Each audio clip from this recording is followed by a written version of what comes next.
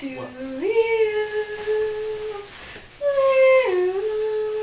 are you TARDISing this? This isn't Doctor Who. Yeah, but you're TARDIS cup. I do have TARDIS cup. Right, TARDIS cup. Alright. I have a TARDIS hat. So, Stephen Bomb 3.0 is over, and that means it's time for 15 things that we learned from Stephen Bomb 3.0. First, though, I want to share with you all the results of our poll from the last video. We asked you, specifically asked, which of us our viewers thought was most interesting, I guess, popularity contest. I got 75% of the vote.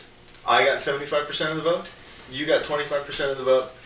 You got none of the vote. Yeah, out of so many. As it should be. So nobody was worried about you at all.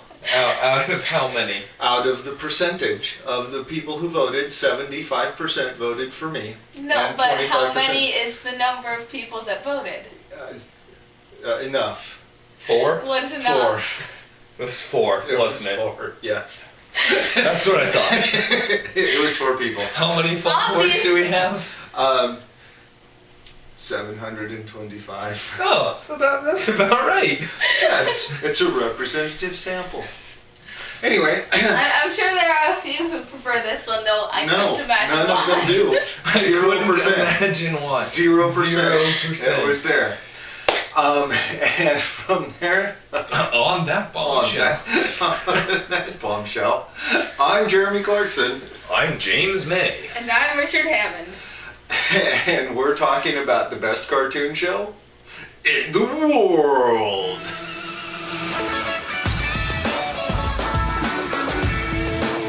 Tonight, James May points at the camera. Richard Hammond tilts his head to the side. And I rub my nose.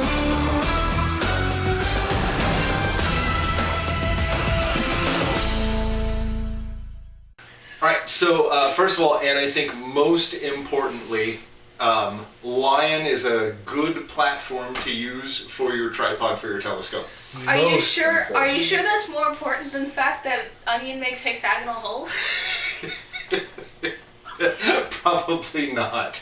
I think my favorite revelation of the Stephen Bomb is that we now have hard, concrete proof Homeworld has magicians. That's true.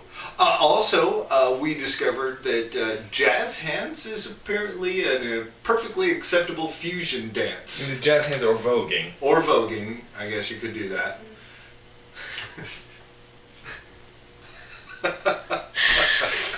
It didn't work. We didn't fuse. But we don't have a gem, so we don't have gems. But we do know that car wash brushes feel weird on your fur. They do.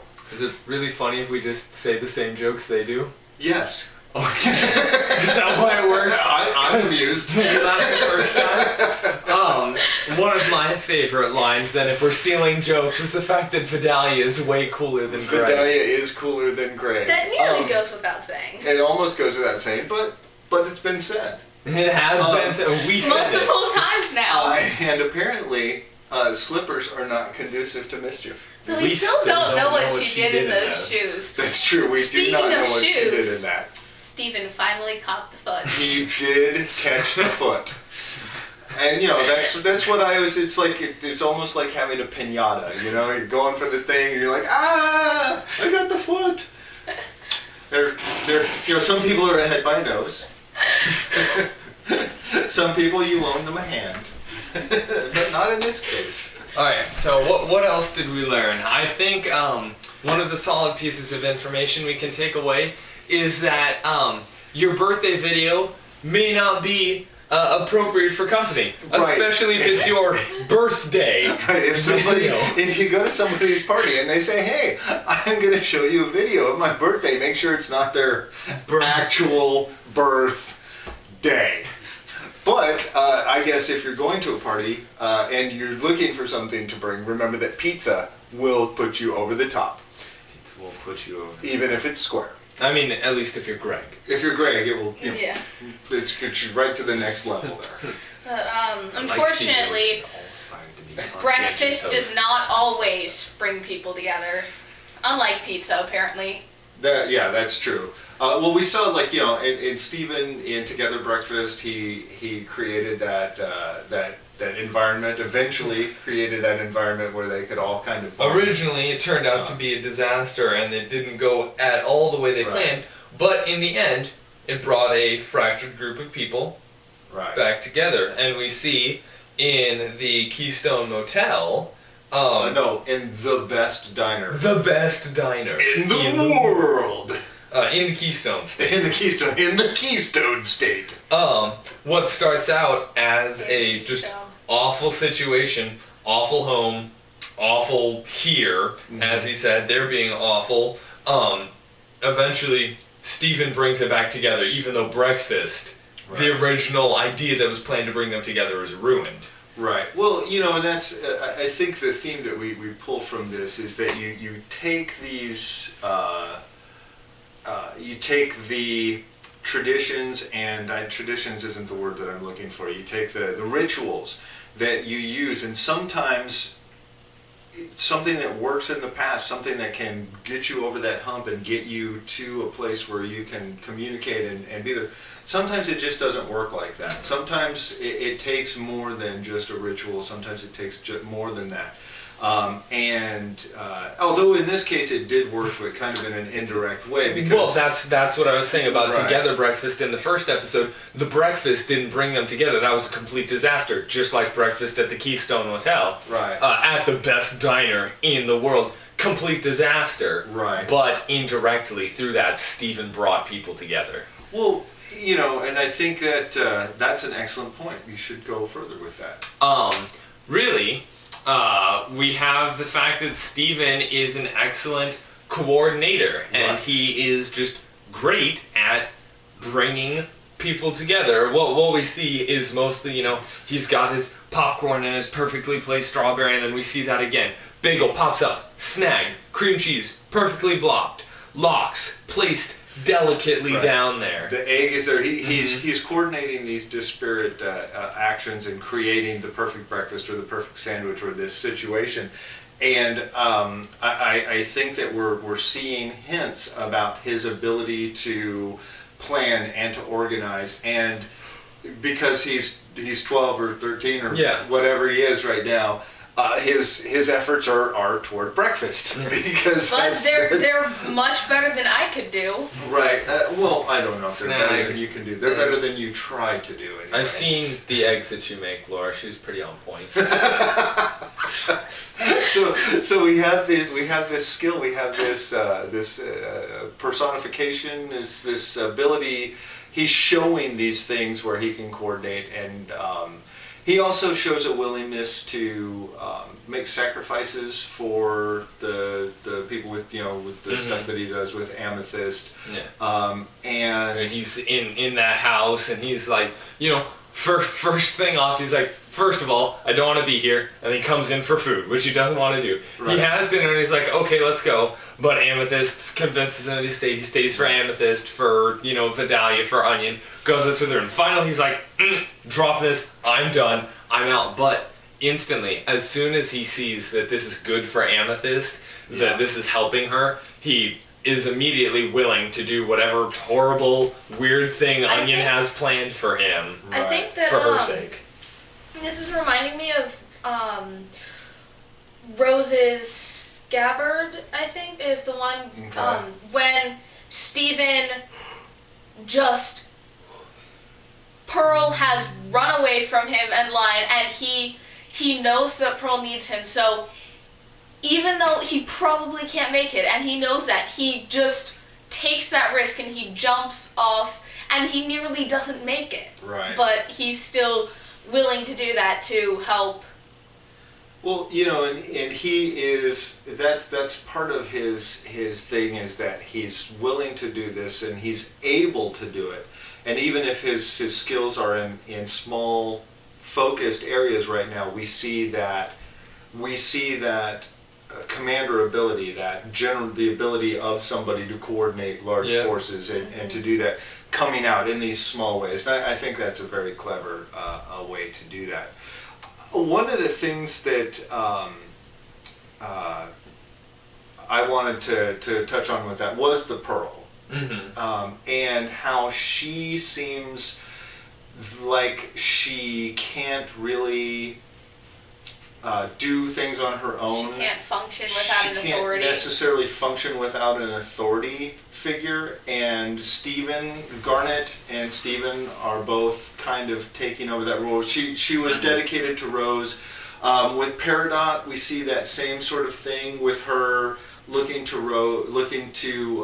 Yellow Diamond, and so you've got that kind of connection between. And there's a theory out there that the Peridots are the next generation of pearls, and that they're kind of grown or designed as a not necessarily a servant class, but as an executive assistant kind of techy, kind of thing.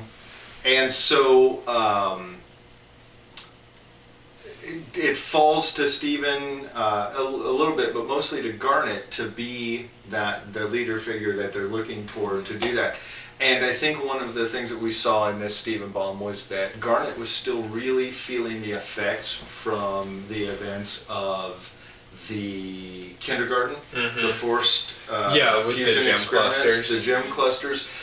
We see it in her being really short with Amethyst, when Amethyst is like, hey, we're gonna fuse, we're gonna do the thing, and she's like, no. And before that, even when it was Pearl, like when Pearl said, hey, we should fuse and destroy the communications hub, Garnet was like, no, for this we need to do the other thing. And when it was Amethyst, she was like, no.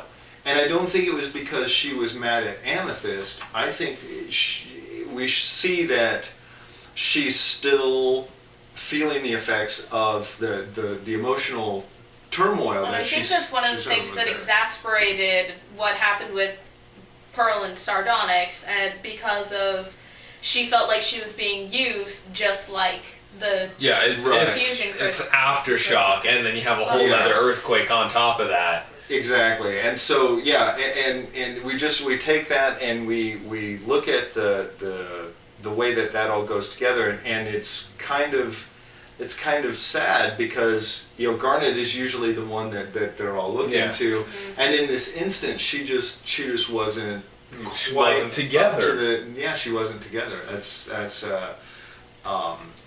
a good way to put it. But the way that it really focused a lot on how Garnet was feeling with this and how Pearl was feeling with this, right. But and Steven. And Steven, of course, but Amethyst didn't get as much focus.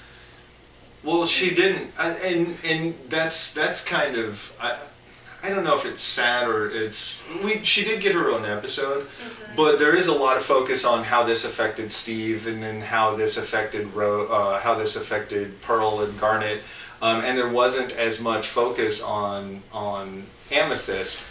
But I think that's a little bit reflective of how Amethyst was feeling, because the whole Steven universe and the Crystal Gems is very much a family dynamic, just like our family dynamic. And when Mom and Dad are fighting, even though Pearl and Garnet aren't really Mom and Dad, they're still fighting, and no one really has set roles. And so when there's that thing, home, as Steven was saying, has been terrible. And Amethyst is still very much feeling the shock because she's caught between them. And when Garnet and Pearl aren't talking, that means everything that they're talking to her about is awful. And every time she's in the same room as them, it's awful. Probably off somewhere not talking to each other. Yeah, exactly. And so she probably, she's feeling the effects. She's feeling left out, less focused on. She's taking a back seat. And her song from Sardonyx not only reflects some of that, even though that was before that happened, but it also ties it back into the bigger theme that we saw in the last Steven Baum. What can I do for you? Although not necessarily what can I do for you, but what can I do? And it is a really in that same theme of what can I do for you? Is there something I can do to make it better? Yeah. So that's been cropping up many times over the series. It's like the fourth time we've heard. You just let me do this for you. Something along that theme. Just what can I do for you? Yeah. Well, Just I- let me do this for you, Stephen. I think Is that's there about something I 15 can things do? right there. That's probably 15 things.